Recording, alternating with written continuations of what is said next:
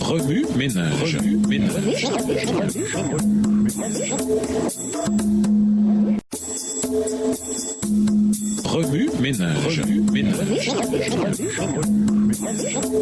Bienvenue dans votre émission Remue ménage. Nous voilà à la leçon de dimanche. La force de l'unité. La plupart de ceux qui fréquentent votre église locale vous diront que l'un des buts de l'église, c'est de réaliser l'unité. Cependant, maintenons-nous l'unité? Dans mon église et sûrement dans la vôtre, il y a souvent de la désunion en raison de certaines offenses non pardonnées ou de rancunes entretenues. Toutes ces choses nuisent à l'unité que Jésus désire par-dessus tout pour son église. Je suis sûr que la plupart d'entre nous ont déjà regardé le film Le Livre de la Jungle. Dans la partie du film où la loi des loups est lue, une phrase parle vraiment d'unité. La force de la meute, c'est le loup, et la force du loup, c'est la meute. Selon cette citation, il vaut beaucoup mieux être unis, même si l'on a naturellement tendance à l'indépendance. Dans Jean 17, le verset 21, Jésus exprime son désir pour son peuple en ces termes. « Je prie pour que tous soient un. Père, qu'ils soient unis à nous, comme toi tu es uni à moi et moi à toi. » Lorsque nous étudions la vie de Jésus, nous découvrons que sa force pour accomplir sa mission jour après jour lui venait de son unité avec le Père, une unité qu'il entretenait par la prière et sa relation avec lui. Jésus désire que nous fassions l'expérience de cette même unité. Mais souvent, notre égoïsme et notre orgueil envers nos frères et sœurs en Christ se mettent en travers de cette unité. Voyons maintenant ce que la Bible a à dire au sujet de l'unité dans les passages suivants de l'Épître aux Éphésiens. Des bénédictions en Christ. Lisons Éphésiens 1, les versets 3 à 14. Éphésiens 1, les versets 3 à 14. « Loué soit Dieu le Père de notre Seigneur Jésus le Christ, car il nous a comblés des bénédictions de l'Esprit dans le monde céleste qui, toutes, sont en Christ. En lui, bien avant de poser les fondations du monde, il nous avait choisis pour que nous soyons saints et sans reproche devant lui. Puisqu'il nous a aimés, il nous a destinés d'avance à être ses enfants qu'il voulait adopter par Jésus-Christ. Voilà ce que, dans sa bonté, il a voulu pour nous. » Verset 6. Afin que nous célébrions la gloire de sa grâce qui nous a accordée en son Fils bien-aimé. En Christ, parce qu'il s'est offert en sacrifice, nous avons été délivrés et nous avons reçu le pardon de nos fautes. Dieu a ainsi manifesté sa grâce dans toute sa richesse et il l'a répandu sur nous avec surabondance en nous donnant pleine sagesse et pleine intelligence pour que nous connaissions le secret de son plan. Ce plan, il a fixé d'avance dans sa bonté en Christ pour conduire les temps vers l'accomplissement selon ce plan. Tout ce qui est au ciel et tout ce qui est sur la terre doit être réuni sous le gouvernement du Christ. Verset 11. « Et c'est aussi en Christ que nous avons été choisis pour lui appartenir conformément à ce qu'avait fixé celui qui met en œuvre toutes choses selon l'intention qui inspire sa décision.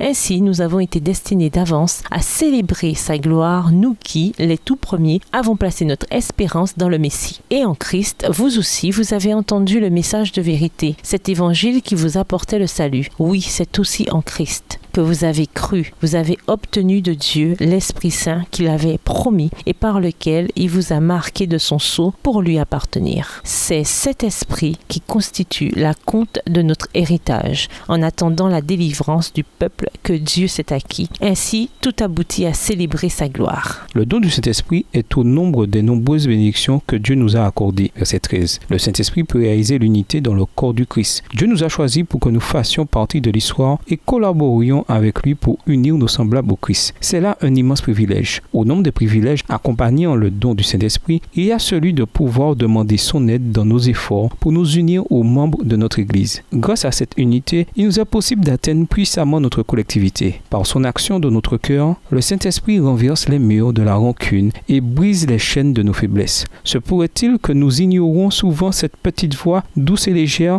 et que nous nous cramponnions à notre orgueil? Eh bien, c'est exactement ce que notre ennemi désire et il fait tout pour y arriver. Cependant, Dieu déversera de grandes bénédictions et une force extraordinaire sur ceux qui choisissent de faire l'expérience de cette unité avec le Christ et avec les croyants dans l'accomplissement du mandat évangélique. Lorsque je lis dans ce passage que Dieu nous a adoptés grâce au sacrifice de Jésus, mon cœur aspire à le remercier en faisant ce qu'il me demande. J'espère que nous écouterons tous cette voix et ferons l'expérience des bénédictions provenant d'une famille unie en Christ. Renverser le mur. Lisons Éphésiens 2, les versets 11 à 22. Éphésiens 2, les versets 11 à 22. C'est pourquoi, vous qui portez dans votre corps la preuve que vous n'êtes pas des Juifs et qui donc êtes traités d'incirconcis par ceux qui se disent les circoncis à cause d'un rite accompli sur le corps et par des hommes, rappelez-vous quelle était votre situation autrefois. En ce temps-là, vous étiez sans Messie, vous n'aviez pas le droit de faire partie du peuple d'Israël, vous étiez étrangers aux alliances conclues par Dieu pour garantir sa promesse,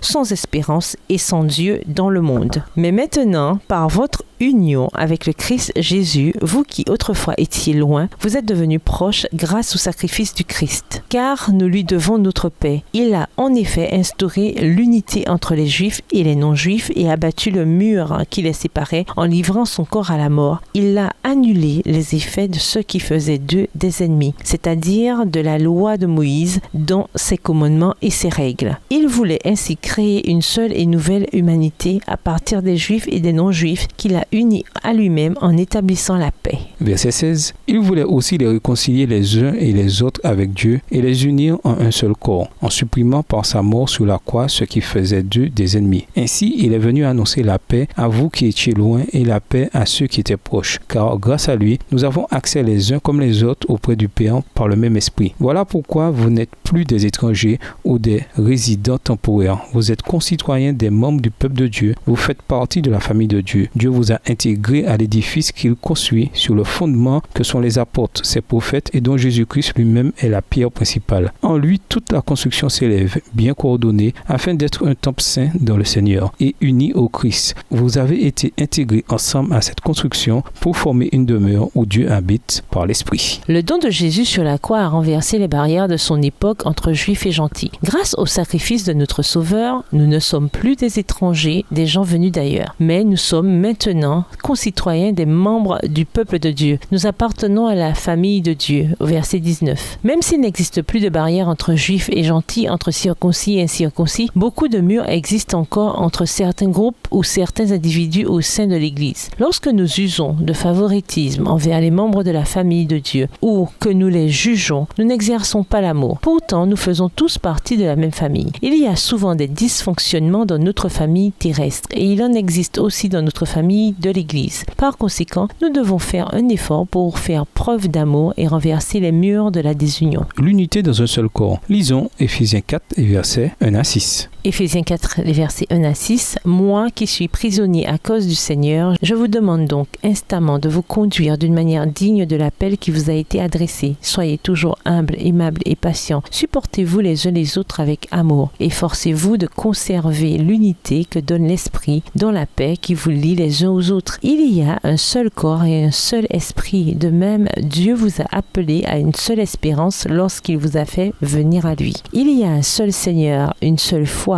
un seul baptême, un seul Dieu et Père de tous qui règne sur tous, qui agit par tous et qui est en tous. 1, c'est le plus petit chiffre, mais quand on en vient à l'unité, c'est le plus grand chiffre qui soit. Efforcez-vous de maintenir l'unité que donne l'Esprit Saint par la paix qui vous lie les uns aux autres. Verset 3. À mon avis, c'est pour cette raison que Jésus bénit ceux qui procurent la paix dans les béatitudes. Il en faut au moins un dans chaque famille. Pour réaliser l'unité, il nous faut les fruits de l'Esprit. Toute la création témoigne que Dieu a établi l'unité tout en préservant cependant un espace où il permet le libre arbitre. Dans cet espace, il nous confie la tâche de créer l'unité avec l'aide du Saint-Esprit. Lorsque nous sommes unis, le Christ travaille davantage en nous parce qu'il y a un seul Dieu, le Père de tous, qui règne sur tous, agit par tous et demeure en tous. Verset 6, seconde partie. Les dirigeants de l'Église et l'unité. Lisons Éphésiens 4, les versets 11 et 12. Éphésiens 4, les versets 11 et 12. C'est lui qui a fait don de certains comme apôtres, d'autres comme prophètes, d'autres comme évangélistes et d'autres encore comme pasteurs et enseignants. Il a fait don de ces hommes pour que ceux qui appartiennent à Dieu soient rendus aptes à accomplir leur service en vue de la construction du corps du Christ. Même si les dirigeants de l'Église jouent de nombreux rôles différents, leur tâche principale consiste à être unis et à unir le peuple de Dieu en vue d'une mission. Lorsque nous faisons l'expérience de la désunion à un niveau fondamental du leadership, il est très difficile pour l'Église de maintenir l'unité. Les dirigeants doivent donner l'exemple par leurs actes et non par des paroles et des sermons soigneusement élaborés. Les relations humaines en Christ. Nous vous invitons à lire Éphésiens 5, verset 15 à Éphésiens 6, verset 9. Ce passage nous exhorte à maintenir l'unité dans nos relations en encourageant nos frères et en cultivant la reconnaissance. La Bible mentionne fréquemment la reconnaissance parce que lorsque nous l'exerçons, il est plus difficile de nous focaliser sur les côtés négatifs de nos semblables, des situations ou des circonstances. Ce passage traite aussi de dynamiques relationnelles différentes et l'une sur laquelle je désire me focaliser, c'est l'unité fondamentale de la famille. Lorsque l'unité règne dans notre propre maison, il nous est alors possible de la transmettre à notre Église. Une telle unité est tellement fondamentale que l'ennemi attaque fréquemment nos familles. C'est pourquoi il nous faut prier instamment pour l'unité familiale. Remue Ménage, examinez les familles de votre Église. Sont-elles unies? De quelle façon cette unité correspond-elle à l'unité générale dans le corps de l'Église? Êtes-vous un exemple d'unité dans vos relations avec les membres de votre famille et avec les membres de votre Église? Faites-en un sujet de prière. Au revoir. Et à demain si Dieu veut. Remue ménage.